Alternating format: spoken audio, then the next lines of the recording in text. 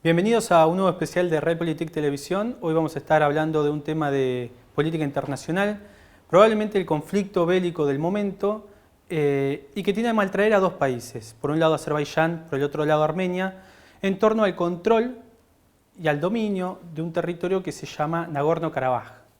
Y para ello visitamos la embajada de Azerbaiyán, donde el embajador tuvo la amabilidad de recibirnos y con quien vamos a hablar en primera mano de este conflicto que tiene a maltraer a estos dos países. Primero, embajador, gracias por recibirnos y por ayudarnos a comprender un poco qué es lo que está pasando en esta zona del Cáucaso. Muchísimas gracias por visitarnos, siempre bienvenidos en la embajada.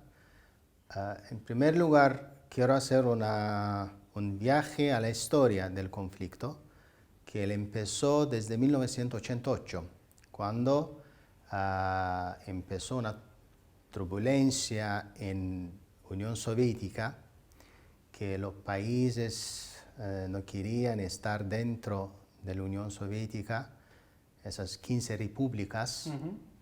Y en esa época, en la zona de Nagorno-Karabaj de la República Soviética Socialista de Azerbaiyán, en esa época los armenios que vivían ahí esa era una zona que vivían juntos armenios y azerbaiyanos. 25% de la población de la zona de Nagorno-Karabaj, que era Oblast Autónomo de Nagorno-Karabaj de la República de Azerbaiyán, el nombre era oficial así. Y los armenios empezaron a reclamar a su independencia y empezaron a limpiar los azerbaiyanos desde Nagorno-Karabaj.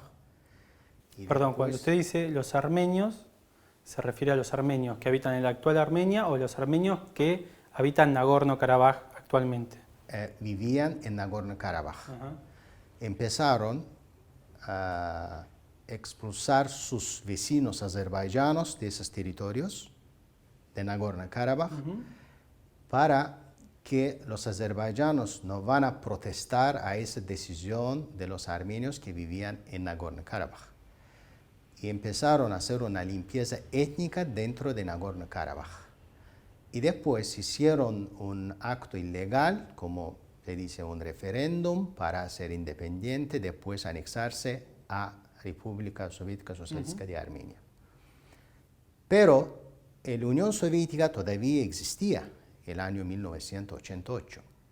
Y después la Unión Soviética tomó una decisión en más alto nivel que ese acto de los armenios que viven en Nagorno-Karabaj es ilegal y viola la Constitución de la Unión Soviética, porque Nagorno-Karabaj no era una república, una de las repúblicas de la Unión Soviética, y era dentro de Azerbaiyán, era un territorio de Azerbaiyán. Claro.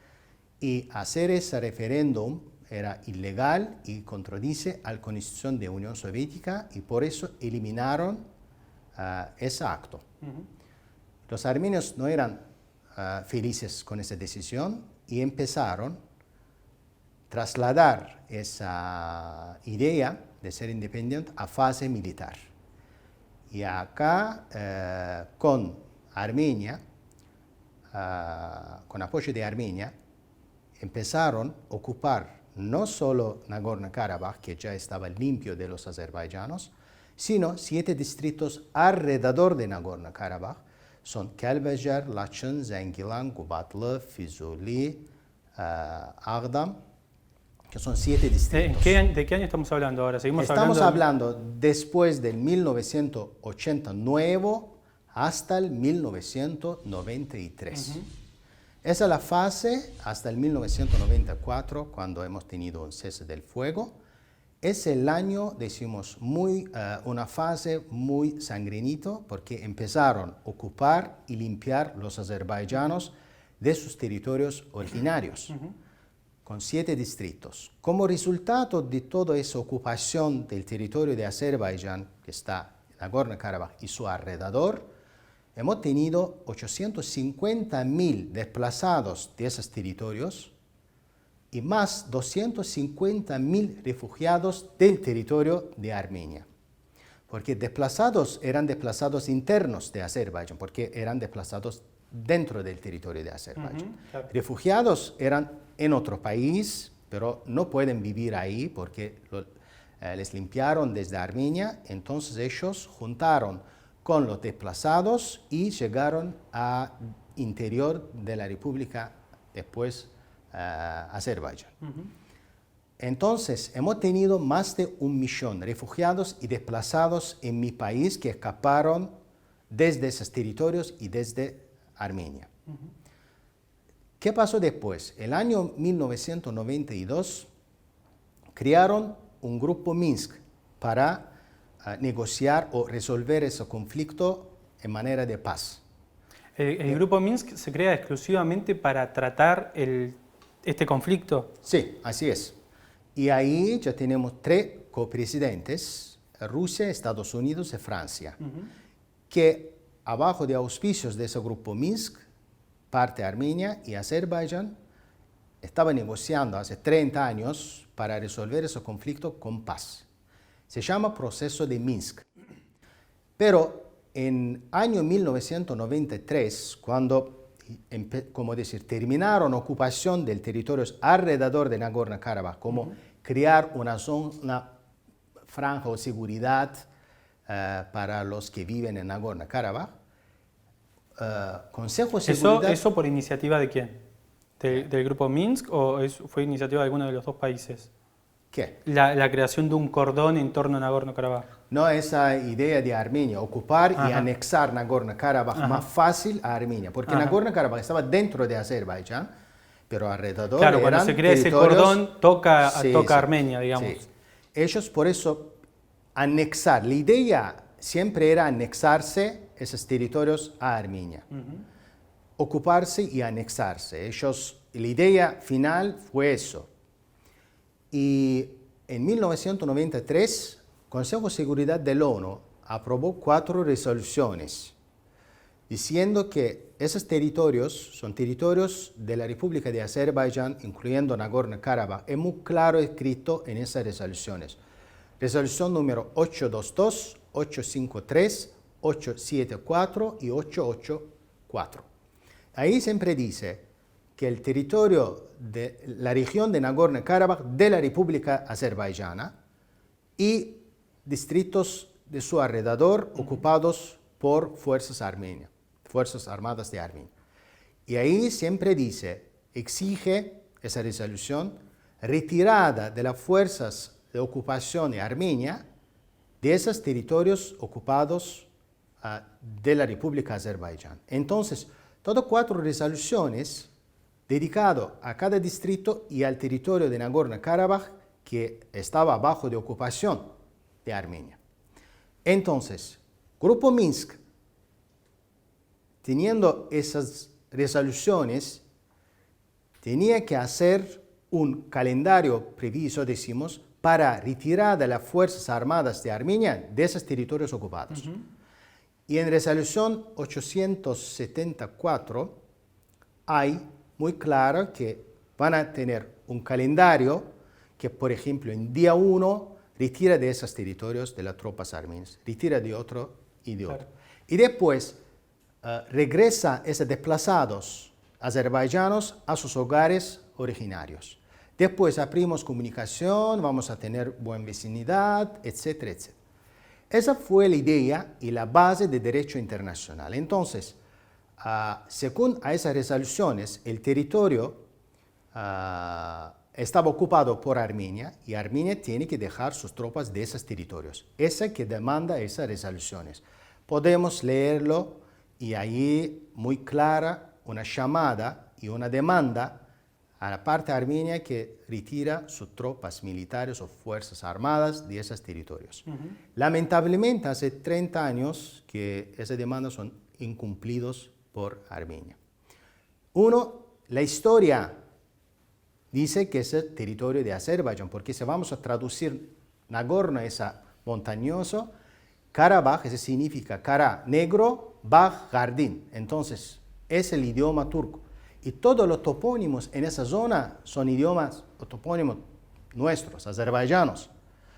Y durante 30 años, durante una negociación, ellos cambiaron nombres, hicieron asentamientos ilegales en esos territorios, explotaron sus recursos naturales unilateralmente y después no dejan que regresan los desplazados a sus territorios durante 30 años. Y estamos todavía negociando hasta el 27 de septiembre. Grupo Minsk preparó principios básicos para resolver ese conflicto en manera paz, según las resoluciones del Consejo de Seguridad, que son documentos que acepta todo el mundo. Y todos los países conocen a Azerbaiyán con esos territorios dentro. ¿Qué pasó después? Esos principios básicos, a veces se llaman principios de Madrid, etc., que dice, Armenia tiene que dejar en primera etapa 5 distritos, después 2 distritos azerbaiyanos alrededor de Nagorno-Karabaj, y los azerbaiyanos que escaparon o expulsaron desde Nagorno-Karabaj de ese territorio tienen que regresar. Nosotros abrimos comunicaciones con Armenia, etc.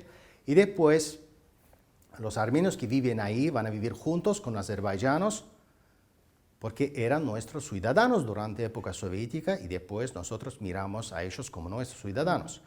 El territorio es el territorio de Azerbaiyán. Entonces, esa es la salida pacífica de esa situación. Tengo entendido que ambos países estuvieron de acuerdo con estos principios, sí, ¿o no? Sí. No, porque eran negociados abajo y auspicios del Grupo Minsk, en nivel más alto del presidente. El Grupo Minsk cuenta con la aceptación de ambos países también. Sí, así es. ¿Y qué pasó ahí en el medio que esos principios no se pudieron cumplir? Después nosotros en Armenia, cuando cambió el gobierno, que el primer ministro actual, que asumió su poder en Armenia hace 2 años atrás, pidió a mi presidente que yo soy nuevo, porque anterior 2 presidentes de Armenia eran de Karabaj, eran ciudadanos de Azerbaiyán. Y para ellos tener Karabaj ocupado, ese era un poder que tener una autoridad en Armenia, que no vamos a dejar, esa vamos a anexar, etc. Pero en esa época todavía estamos negociando para volver a esos territorios, porque hay principios básicos y todos estamos de acuerdo con eso. Cuando asumió el primer ministro Pashinyan, que no era de Karabaj, era de Yerevan, empezó a pedir un poco de tiempo para entender la situación, que voy a cambiar, vamos a ser más constructivos, etc. Pero después de 6 meses, cambió su idea y salió con nuevas ideas. Uno, cambiar el formato de los negociadores. Entonces dice, Armenia nada que ver con ese conflicto, hay que hablar con Nagorno-Karabaj. Y nosotros no lo aceptamos. ¿Por qué cambiar el formato? Y Nagorno-Karabaj es un regimiento separatista, muñeco que crearon dentro de mi país. Sí, conflictos como también hay otros similares, de un pueblo que está en un territorio que es reclamado por otro, básicamente, ¿no? Si vamos a mirar en todo el mundo hay esos problemas. Claro. Y en nuestro caso, los armenios que vivían en Nagorno-Karabaj reclamaron a su autodeterminación y nosotros siempre decimos, los armenios ya autodeterminaron su destino y tienen República de Armenia. ¿Qué significa eso? En cada lugar o en cada país que hay comunidad armenia, tiene que autodeterminarse y crear muchos estados armenios. Por ejemplo, en Estados Unidos, en Argentina, en Francia, en Australia, donde viven armenios, ellos reclaman a su autodeterminación. En caso de esos países, ¿van a dejar crear un estado dentro de su estado? Embajador, me gustaría ir un poquito más para atrás para entender un poco las raíces del conflicto. En primer lugar, cuando empecé a profundizar sobre todo este tema, lo que empecé a leer es que dicen que hay un enfrentamiento muy fuerte entre ambos países. A mí me gustaría entender ese enfrentamiento, cómo se fue dando a lo largo de la historia y qué tan cierto es, digamos, si es realmente un enfrentamiento tan fuerte entre ambos países. Y en todo caso, ¿cuándo comienza? ¿Cuándo cree que hay un punto de inflexión en la relación bilateral? No quiero ir más allá de la historia, hasta la caída de la Unión Soviética, porque teníamos ese enfrentamiento anteriores durante 1905 que en Bakú lo hicieron una matanza de los azerbaiyanos y después en 1918-19 ya sacaron parte de Zangezur, que ahora actual territorio de Armenia, que frontera con Irán, y ahí podemos ver que el parte del Azerbaiyán, Nakhchivan, está separado del parte principal de Azerbaiyán, porque era conjunto. Nosotros durante de la historia tuvimos esos, ¿cómo decir?, enfrentamientos, pero hasta el 1988, que vivían juntos los armenios y azerbaiyanos en Nagorno-Karabaj, pero no alrededor, porque en alrededor, esos 7 distritos, vivían solo azerbaiyanos. ¿La distribución siempre fue similar de habitantes en ese lugar? Alrededor. Claro, hoy usted dijo creo que es un 75%. No, eran 75%, armenios 25%, azerbaiyanos en Nagorno-Karabaj, no alrededor. Claro, pero yo digo, ¿históricamente fue así? No. Ellos llegaron ahí desde el 1813 y 1828, porque el Imperio Ruso firmó un acuerdo con el Imperio de Persia para dividir Azerbaiyán en 2. Entonces, los cristianos, que eran armenios, que vivían en el territorio de Irán, mudaron a un territorio de Azerbaiyán que estaba abajo de un país cristiano. Entonces, desde el Irán, que era un país musulmán, ellos mudaron a esos territorios de Azerbaiyán, que vivir abajo o auspicio, a dominio del Imperio Ruso, que era un imperio cristiano. Entonces, sentían así. Y después, poco a poco, llevaron muchos armenios de esos territorios y trasladaron los azerbaiyanos de esos territorios al interior de Azerbaiyán durante época soviética, porque Stalin tenía una idea de sacar 100.000 azerbaiyanos, es documentado en internet, podemos ver ese documento firmado por Stalin, durante 5 años. En primer año 1948, sacarlos de sacarlos los azerbaiyanos desde el territorio era actual en esa época Armenia, por ejemplo, zona que separa Nakhchivan con Azerbaiyán y desde Nagorno-Karabaj, y poner ahí los armenios desde Armenia, que ellos aumentaran artificialmente la cantidad de los armenios en Nagorno-Karabaj durante época soviética.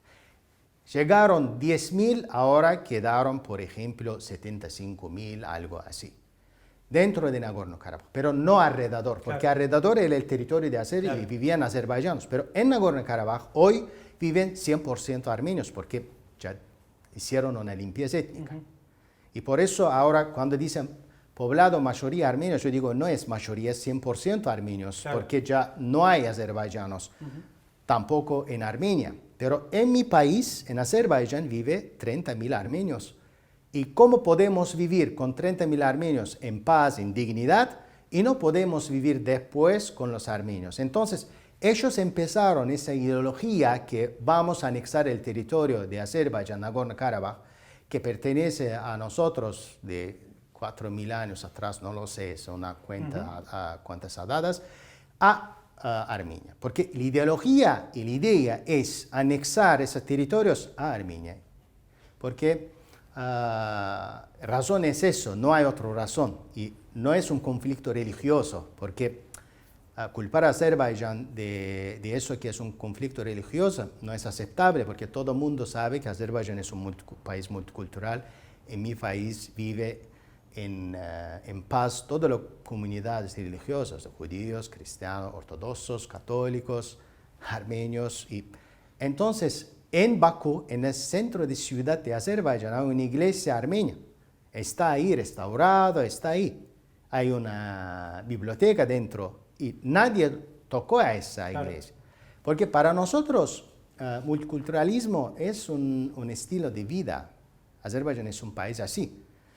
Y culparnos que no somos musulmanes, vamos a matar cristianos, eso no cuenta. Y nadie cree en eso, porque todos conocen mi país. ¿Cómo tomaban los azeríes que vivían en Nagorno? Ahora no quedó nadie en Nagorno. No queda nadie, lamentablemente. ¿Cómo tomaban o cómo interpretaban la cotidianeidad? Digamos, ¿entendían que estaban en una zona de conflicto? ¿Tenían problemas con los armenios con los que convivían? ¿Cómo era el día a día ahí? Digamos, saber que vivís en una zona que está en conflicto, que sos una minoría en términos de población, pero que estás en un territorio cuya propiedad o nacionalidad es la tuya. ¿Cómo se vivía en ese marco? O sea, ¿podían convivir en paz? ¿Había conflictos? En esa época, hasta 1988, no tenían ningún conflicto porque la Unión Soviética, entonces ahí no hay ningún conflicto. Había un Vivíamos Estado juntos. supranacional que, Sí, digamos, sí. eliminaba las diferencias. Así es, porque vivían juntos con armenios y azerbaiyanos en Nagorno-Karabaj, porque no teníamos esos enfrentamientos, porque era, como decir, a los pueblos de un gran Estado soviético. ¿Qué pasó? Porque es una pregunta muy, muy buena, porque la gente, los armenios, empezaron a plantear miedo a los azerbaiyanos. Si vamos a mirar a la historia, 1988, después, caída Unión Soviética, Azerbaiyán tiene problemas graves de economía, porque la economía de Unión Soviética era como una economía de cadena. Entonces, para producir un auto, tenía que producir el motor en un país, ruedos en otro país, o carrocería en tercer país, entonces así sale un auto. Y cuando no hay Unión Soviética, la economía no funciona. Claro. Y teníamos dificultades económicas. Dentro del país Azerbaiyán teníamos problemas políticos porque hay muchos intereses dentro para tomar poder en Azerbaiyán después de la Unión Soviética, etc. Hay muchas líneas. Ellos aprovecharon, los armenios de Armenia, aprovecharon de esa situación que hemos tenido dentro del país para ocupar el territorio, porque estamos con una grave situación económica. Tenemos problemas políticos y después agresión armenia. Y en Nagorno-Karabaj hay una ciudad, se llama Khojaly, hay muchas ciudades que hicieron matanzas. En Khojaly, en una noche, en 1992, noche desde el 25 de febrero a 26 de febrero, los militares de Armenia, con apoyo de, en esa época, regimiento soviético que estaba ahí y composición eran armenios, es 366, es el número de ese regimiento, ocuparon la ciudad de Khojaly, que tenía 6.000 habitantes, son todos azerbaiyanos dentro de Nagorno-Karabaj, y hicieron un genocidio, mataron los civiles, entraron a la ciudad y empezaron a matar. Y hay un testigo del expresidente de Armenia, Serge Sarkisian, en una entrevista de un autor de, creo que Estados Unidos, Thomas DeWaal, ahí se dice, los azerbaiyanos pensaban que nosotros no podemos matar civiles. Teníamos que romper ese estereotipo, esa ideología. Y eso ocurrió en Khojaly. Hemos matado a los civiles que van a tener miedo y escapar sin crear obstáculos a nosotros. Khojaly fue un punto muy, decimos, importante para hacer esa limpieza étnica. Porque cuando la gente mira que se matan civiles, nenas de 2 años, civiles ancianos, no dejan escapar, mujeres embarazadas que sacan sus bebés, como los fascistas lo hicieron. Y esa está grabado en vídeos, en YouTube, pueden ver todos esos vídeos, cómo mataron, hay testigos, cómo hemos hecho esas cosas, etc. Y después la gente de alrededor de Nagorno-Karabaj empezaron a tener miedo a los armenios, que van a matarnos también. Con militares, con ocupación, con esa tensión, ellos empezaron a escapar de esos territorios para salvarse, porque el Estado no tiene mucho poder para proteger, entonces aprovecharon de esa situación y ocuparon uno por uno 7 distritos alrededor y esas hicieron una limpieza étnica. Hasta el 1993, cuando aprobaron 4 resoluciones del Consejo de Seguridad, después... Lo que me da la impresión es que Armenia, de alguna manera, nunca sacó los ojos de ese territorio y que programó, digamos, en el tiempo muy bien lo que iba haciendo, ¿no? O sea, porque hay cositas chiquitas cada determinado periodo de tiempo que es lo que le supongo que los que le aseguran alguna forma de legitimidad a su reclamo, digamos, ¿no? Así es, empezaron desde ahí porque siempre querían tener Karabaj como el parte de Armenia, porque significa nosotros somos muchos ahí o que ese tiene que ser el territorio de Armenia. Que nadie va a aceptar porque no podemos cambiar fronteras de un estado por la fuerza. Y además hay principios mayores para todos los países, territorial integridad y soberanía de los países. Y lamentablemente eso ocurrió y como resultado teníamos 20% del territorio de Azerbaiyán abajo de ocupación, 1 millón de refugiados, más de 1 millón de refugiados desplazados y como una situación así. Hasta el 1993, cuando aprobaron resoluciones, en esas resoluciones hay una salida cómo resolver ese problema. A base de esas resoluciones crearon principios de Madrid, que los armenios tienen que dejar en primera etapa 5 distritos alrededor de Nagorno-Karabaj y después 2 distritos después. Dejan todos sus militares del territorio de Nagorno-Karabaj alrededor. Bueno, cosa que no se cumplió nada, ¿no? Sí, esa está en principios y estamos ahora implementando esos principios. No hacemos nada extraordinario, porque derecho internacional a favor de Azerbaiyán, porque tenemos razón.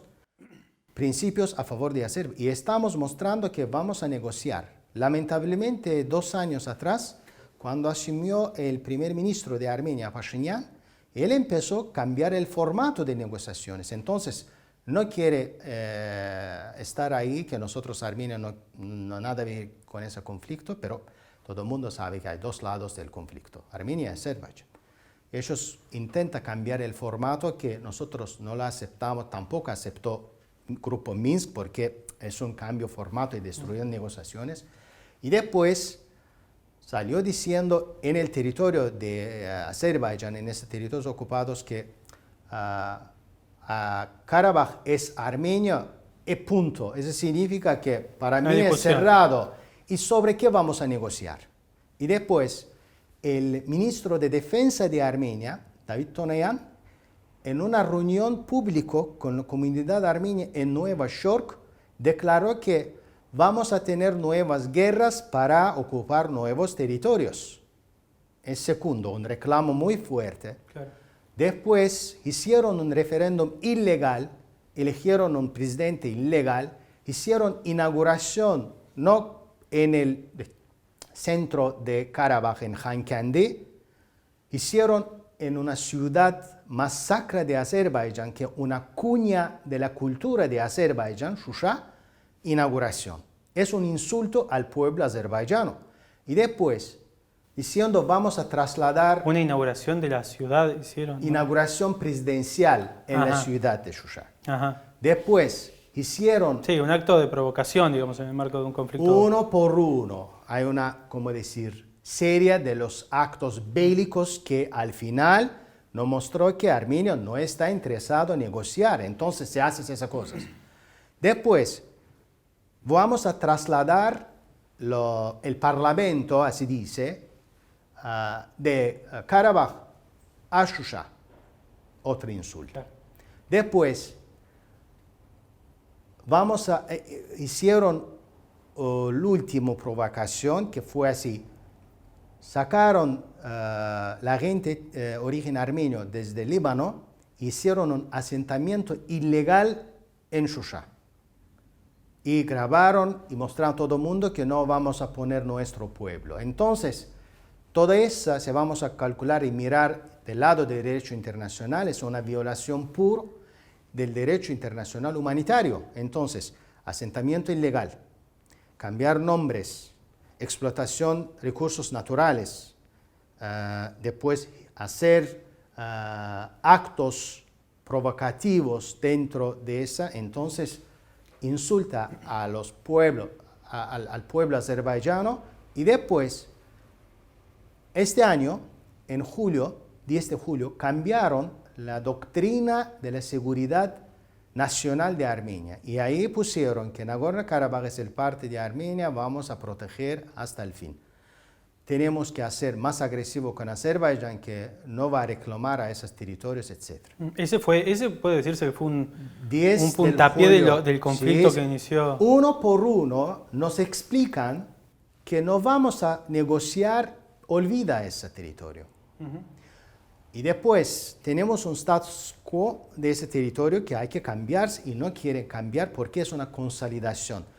Ponen ciudades, construcciones, inversiones ilegales, que esa muestra que no voy a dejar. Claro, claro, sí, sí, están Y avanzando de a poco. hasta el 12 de julio, este año. ¿Qué pasó? El 12 de julio nos atacaron, no en Nagorno-Karabaj, en esa zona de conflicto, en la frontera estatal entre Armenia y Azerbaiyán, más allá, es a 250, 300 kilómetros al norte-oeste, en zona de Tovuz. En un día nos atacaron con artillería al punto frontera de Azerbaiyán, porque ahí nosotros como Argentina no tenemos ejército, ahí hay gendarmería frontera que tiene armas livianas, no tiene gran cantidad de armas. Y atacaron, mataron en el primer ataque 4 soldados azerbaiyanos en una garita de la observación. Y después empezaron a disparar al pueblo alrededor de esa zona y después querían mostrarnos como culpables. Hemos atacado a Armenia, ellos tienen que contestarnos. ¿Y cuál es la idea de ese primer ataque así en esa cantidad? Después de en 2016 tuvimos otro ataque, pero este año fue no en zona de Nagorno-Karabaj, fue en la frontera, para involucrar gran países de sus aliados. Hay un tratado de alianza militar donde está Rusia, Bielorrusia, Uzbekistán, esos países como OTAN tienen un acuerdo que uno de los miembros de esa organización va a estar abajo de un ataque, otros países tienen que ayudar a defender, como OTAN. Sí. Ellos pidieron a esa organización para intervenir, ellos con esa tecnología nueva, con satélites, etc. Miran que Azerbaiyán no lo atacó a Armenia, entonces no involucraron. Claro. Y Armenia era muy frustrado por eso. Y esa es razón uno. Segunda razón, Armenia dentro del país tiene graves problemas económicos y aún más grabado con la situación, con esa pandemia. Tercero, que atraer la atención desde Nagorno-Karabaj a otra parte que no, azerbaiyanos son agresivos, van a atacarnos, vamos a defendernos en cualquier momento. Para nosotros fue una sorpresa, no porque atacaron ahí, no hubo previamente ningún entredicho. Ya con esas declaraciones agresivas, Bueno, eso ya hemos no es poca hablado cosa, en ¿no? todo lado que Armenia está preparando la guerra con nosotros. Cuando atacaron en Tovuz es una zona donde pasa todas las infraestructuras vitales de mi país, ferrocarril, oleoducto, gasoducto y autopista, que lleva toda esa y conecta a nosotros con Europa. 15 kilómetros entre zona de conflicto y esos proyectos infraestructurales. Para poner en peligro todo eso, Azerbaiyán no tiene razón. Entonces, ellos empezaron a amenazarnos que vamos a disparar a esas infraestructuras vitales, etc. Entonces, eso ocurrió el 12 de julio de 2020, este año, hace 14 de julio, 16 de julio ya pararon. Ese fue el primer señal a nosotros que Armenia está preparando la guerra. Después empezaron a llevar muchos armamentos a la Armenia. En agosto nos enviaron un grupo sabotaje de 15 personas a hacer algunos actos terrorísticos y provocaciones dentro de Azerbaiyán en zona Nagorno-Karabaj. Hemos capturado a esa gente, que el comandante dice, sí, estamos acá para hacer un sabotaje, para atacar a Azerbaiyán, etc. Ese es el segundo de este año. Y mi presidente en septiembre en la Asamblea General hizo una llamada a toda la comunidad que Armenia está preparando la guerra, va a atacarnos, hay que parar. Negociación ya paró, no hay, porque Armenia dice que Karabaj es Armenia, vamos a tener guerra y no hay un interés de negociar. ¿Sobre qué negociar? El tema negociación ya no existe. Hizo durante 2 años, el primer ministro hizo todo para destruir negociaciones. Y después, el 27 de septiembre, a las 6 de la mañana, nos atacaron otra vez. En el primer ataque mataron 4 civiles, 2 niñas de edad menor edad, de 11, 12 años. Y nuestras Fuerzas Armadas tenían que tomar medidas contraofensivas para proteger la gente y el territorio. Y desde así empezamos operación para, obligar a Armenia a tener negociación y sentarse a la mesa. Y todavía esa operación de liberación del territorio y de protección del pueblo está en camino. Hemos tenido en 10 de octubre en Rusia, a la iniciativa del canciller ruso, que vamos a negociar para tener un cese del fuego humanitario que cambian los cuerpos o rehenes, etc. Van a entrar en vigor 11 de octubre en mediodía, 12 horas. El 11 de octubre a las 12:08 nos atacaron otra vez. Violaron cese del fuego. No nos atacaron a nuestras posiciones en zona de conflicto. Dispararon a las aldeas residenciales y mataron 2 civiles en su jardín, un civil en su auto enfrente del edificio del tribunal. Y nosotros decimos, ok, ¿qué es el cese del fuego? Porque ellos aprovecharon de eso para reatacar otra vez. Y ese cese del fuego no ocurrió y nosotros teníamos que protegernos. Otro del cese del fuego ocurrió en 18, pero antes, ¿qué pasó?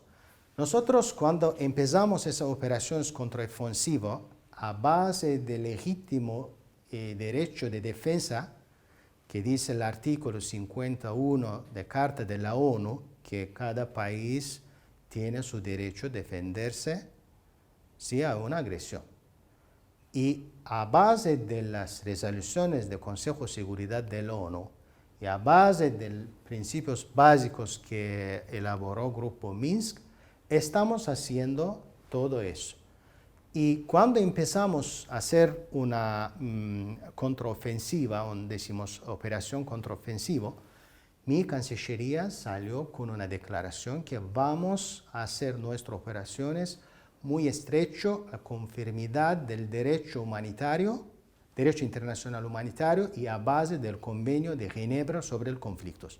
¿Qué eso significa? No vamos a disparar civiles y puntos residenciales. Y nosotros podemos mostrar con drones, estamos atacando solo objetos militares legítimos, donde está tanques, donde está artillería, etc. En drones, en vídeos estamos difundiendo eso. A pesar de eso, Armenia dispara a los civiles, porque está perdiendo en campo batalla para tomar un revanche, o como decir, de otro lado, una decepción, y dispara a los civiles. Dispara a esas infraestructuras, dispara a la ciudad Ganja, dispara a la ciudad Tartar, que está muy lejos de la zona del conflicto. Ciudad Ganja es la segunda más grande ciudad de mi país. Tiene casi 500,000 habitantes. Y es la ciudad más grande después de capital. Dispararon a la noche, de 2 de la noche o mañana, con un misil balístico. Un cohete balístico. Destruyeron un edificio de 5 niveles y mataron 10 civiles, entre ellos 2 niñas, y fue herido 40 personas. Porque la gente en 2 de la noche, ¿qué hacen? Están durmiendo.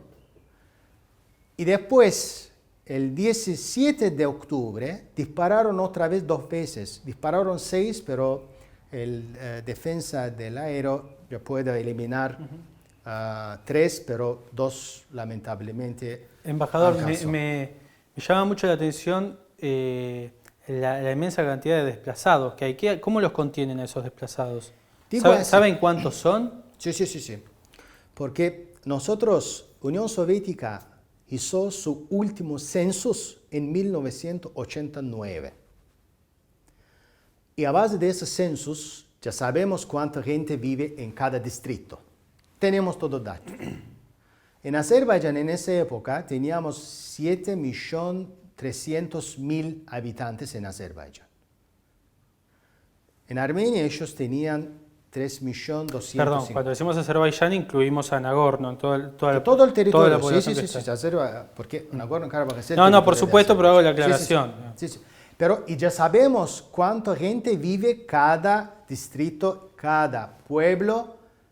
Por ejemplo, hay pueblos que viven 100 familias, hay pueblos que viven 1.000.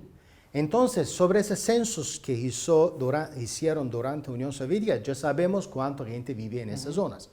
Y cuando escaparon, ya sabemos cuántas personas tenemos, porque después ellos tienen que tener un estatus de desplazado, un estatus de refugiado que es registrado todo. Primer 10 años fue terrible, ellos vivieron en campos, en calles, porque ¿dónde vivir? Si alguien tiene sus familiares o que vivían con sus familiares, la economía azerbaiyana no era tan fuerte para mantener esas, decimos, desplazados, pero ¿Se desplazaban a zonas, digamos, aledañas a la zona de conflictos o se iban a la capital? Decimos 60% alrededor de la zona de conflicto, el 40% interior en capital de Azerbaiyán, porque, por ejemplo, teníamos dormitorios para estudiantes y ellos vivían en dormitorios. Tenemos, por ejemplo, edificios no cumplidos, ellos vivían ahí en esos edificios. Pero pasaron y vivían en vagones, vivían en campos para refugiados que construyó ANCOR, esa organización para refugiados, porque eso todo documentado. Entonces, hasta que el gobierno va a tomar, como decir, muy potencia, después de firmado del contrato de siglo, que hemos logrado vender el petróleo a Europa, etc. Desde ahí hicimos un programa para facilitar la vida de desplazados y refugiados, construimos casas, por ellos hicimos un pueblo de los refugiados, de desplazados, poner escuelas, etc., infraestructuras. Lo hicimos para mantener. Voy a hacer una comparación. En año 1993, la pobreza en Azerbaiyán era 54%. Entre los 74% era entre de refugiados desplazados. El 54% del país era pobres. Y ahora tenemos 4.8% de pobreza. ¿Y laboralmente cómo los tratan de incluir? Porque ese debe ser otro desafío, ¿no? Porque incluso me imagino que debe ser gente con poca formación académica, ¿no? Sí, pero por ejemplo, en mi embajada y en otras embajadas trabajan diplomáticos que escaparon de esos territorios cuando tenían 5 años. Es una historia de éxito de una persona que perdió toda su infancia porque no puede vivir como un bebé normal. Escaparon de esa, dejó todos sus juegos ahí, dejó toda su memoria ahí y escapó, vivía en vagones, hambre un día, mañana comía y hemos tenido muchos programas, por ejemplo, Educación por Comida. Entonces, los niños llegan a la escuela para educarse y la escuela le da comida. Entonces, ayudar eso, y ellos tienen mucho desafío porque es un trauma que todavía llevan. ¿Por qué no podemos regresar a mis territorios? Claro. Sí, hace 30 años. La gente está en arte porque queremos niños que tenían 2, 5, 7 años y ahora tienen otra cabeza que ¿por qué no podemos? Y queremos liberar y queremos regresar. Lamentablemente, ahora es muy complicado explicar a un bebé por qué no pueden regresar, visitar la tumba de sus abuelos, abuelas, visitar su casa. Y cuando ahora estamos haciendo esas operaciones, podemos ver que en esos territorios, como Stalingrado, no hay casas, sacaron todo el Finisterre, porque no hay vive, porque Armenia no tiene, yo olvidé hacer esa comparación. Azerbaiyán tenía en esa época 7.300.000 azerbaiyanos. En Armenia, 3.200.000 armenios. Hoy, Armenia tiene mucho más de 2.500.000, 800 armenios. En Azerbaiyán somos más de 10 millones. Nosotros hemos crecido 43% y ellos disminuyeron 13%. Entonces, la gente que tiene Armenia para poner en esos territorios no hay. Y viven en Armenia, en Nagorno-Karabaj, los armenios en pobreza, porque es un país pobre. Ellos no tienen una elección para vivir dentro de un país muy rico y ser ciudadanos de un país que va a ocurrir mucho y va a cambiar su vida, porque están como reinas de una autoridad militar o corrupto, terrorística de Armenia, que no piensa sobre sus ciudadanos o sobre su pueblo que vivía en Nagorno-Karabaj. Y nosotros decimos, vamos a vivir juntos como hemos vivido. No va a estar fácil, pero vamos a hacer todo el esfuerzo, porque somos vecinos. Esa es la pregunta obligada. ¿Cómo cree que va a llegar una solución a este conflicto? Porque la relación está candente, se nota que está candente, ¿no? Voy a contestar en dos etapas.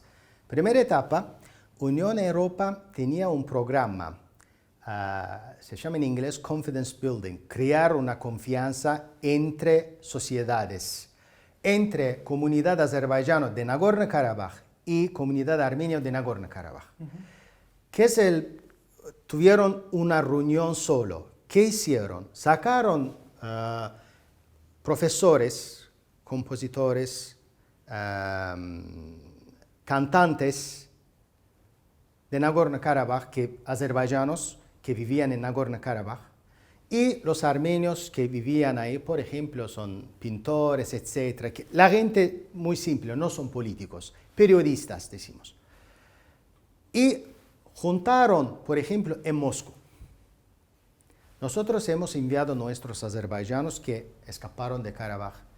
Ellos enviaron sus armenios que vivían en Nagorno-Karabaj.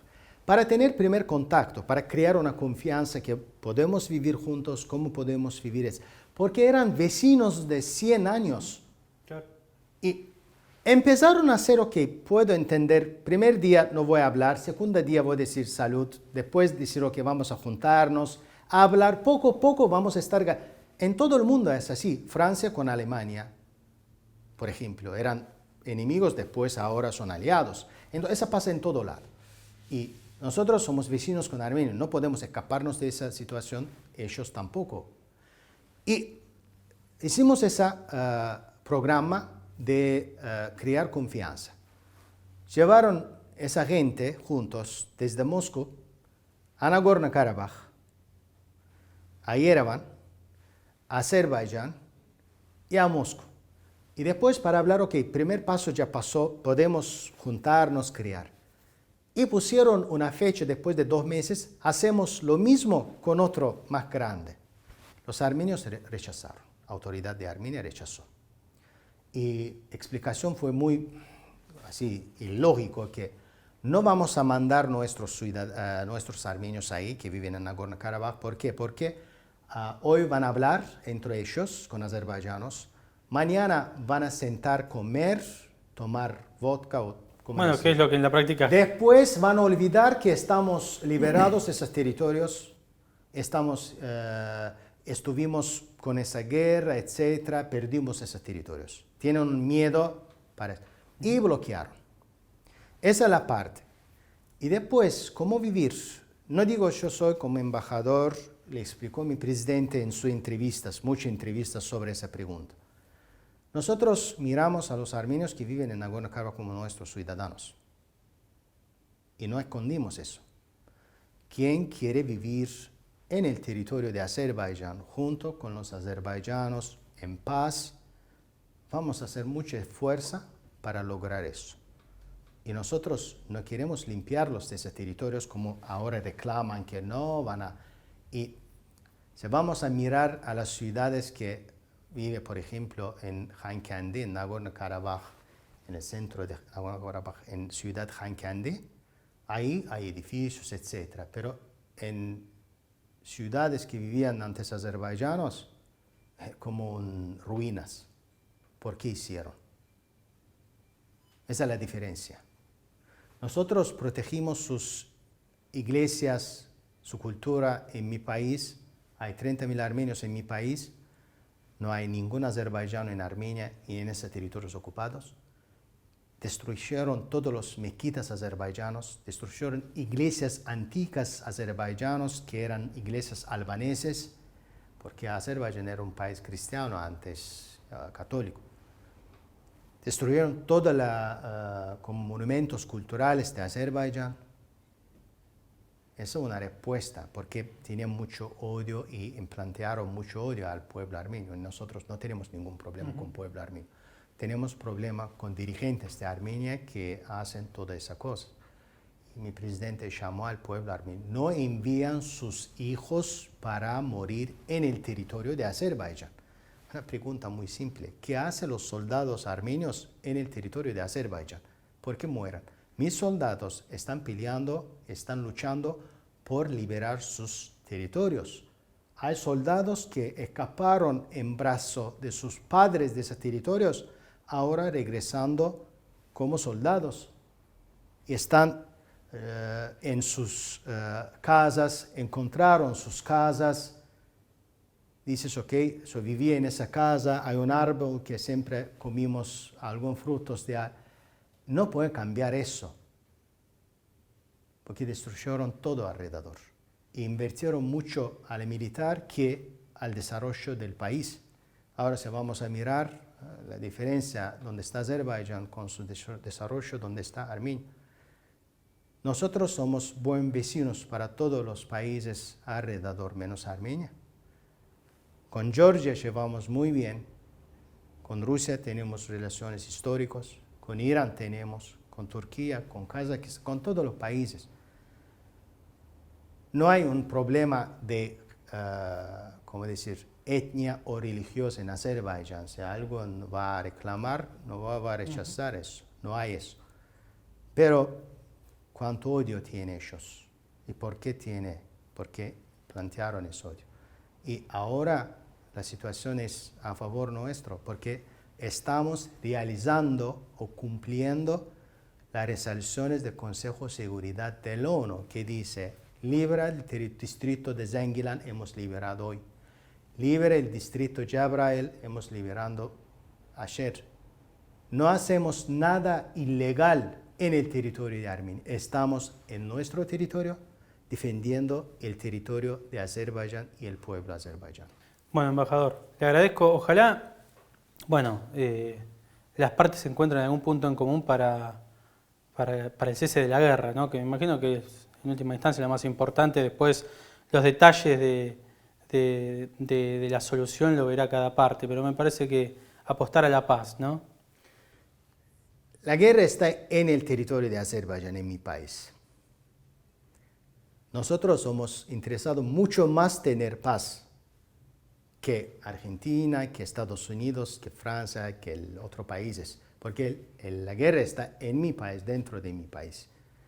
Y estamos listos a reanimar negociaciones y hemos aclarado muchas veces, pero no podemos hacer eso unilateralmente. Claro. Cese del fuego, tuvimos cese del fuego del 00 del 18 de octubre, nos atacaron en 0002. Y mi presidente hizo en su Twitter, porque es serio. Si queremos paz, hay que tener una voluntad. Sí, de las dos partes. Por supuesto. Y estamos listos. Gracias. Muchísimas gracias.